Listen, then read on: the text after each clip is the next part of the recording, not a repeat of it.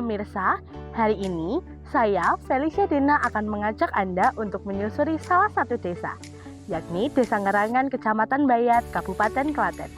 Di desa ini menyimpan cerita cikal bakal adanya warung angkringan. Langsung saja kita menuju ke sana. Saat ini, kita akan menuju ke salah satu aset warga, yakni Museum Angkringan.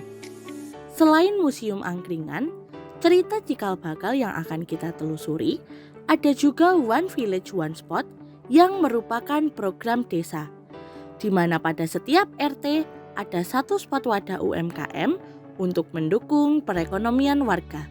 Nah Pak, saat ini saya ingin bertanya, bagaimana sih awalnya Desa Ngerangan ini punya cikal bakal angkringan? Kisah itu terlahir ketika saya dan dari pihak desa berada di pos ronda melakukan percakapan dengan orang-orang tua kita dulu yang usianya di atas 70 tahun. Beliau bercerita tentang angkringan. Oh, ternyata dulu simbah-simbah kita lah orang yang melahirkan angkringan.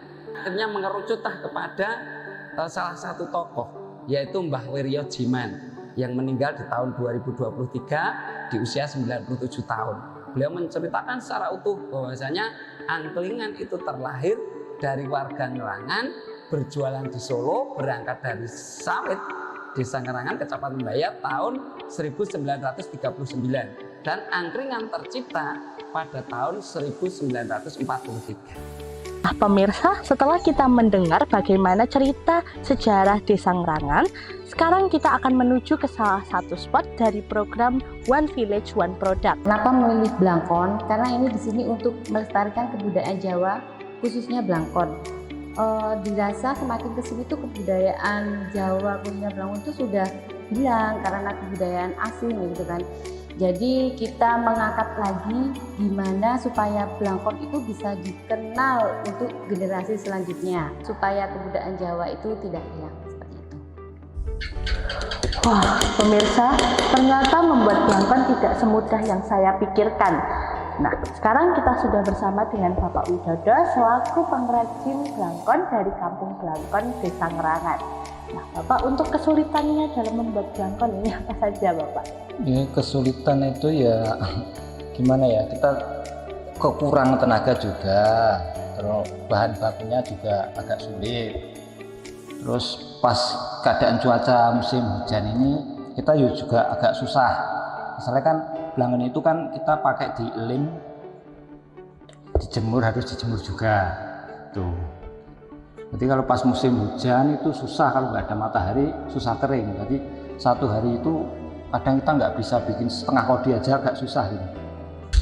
Nah, pemirsa, Blangkon-Blangkon yang diproduksi di Kampung Blangkon ini dibanderol mulai dengan Rp25.000 saja. Dan untuk udang sendiri dibanderol mulai dari Rp20.000 saja. Bagi pemirsa yang penasaran bagaimana Blangkon-Blangkon ini, boleh untuk membeli dan melihat langsung Blangkon-Blangkon yang dijual melalui Instagram dan juga platform lainnya. Sekarang kita akan menuju ke destinasi kebudayaan yang terakhir, yang masih dilestarikan di kampung ini, yakni Sanggar Pondok Dika. Langsung saja kita menuju ke sana. Gimana sih awalnya terbentuk Sanggar Tari Pondok Dika ini? Awal terbentuknya Sanggar Tari Pondok Seni Dika, jadi hanya obrolan iseng-iseng saya dan Mas Dika.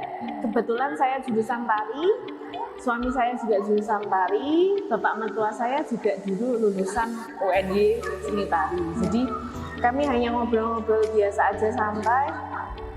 Gimana kalau kita ini bikin sanggar aja di sini, kan daerah kita jarang ada sanggar kayak gitu. Terus di ACC sama bapak, oke boleh nggak apa-apa.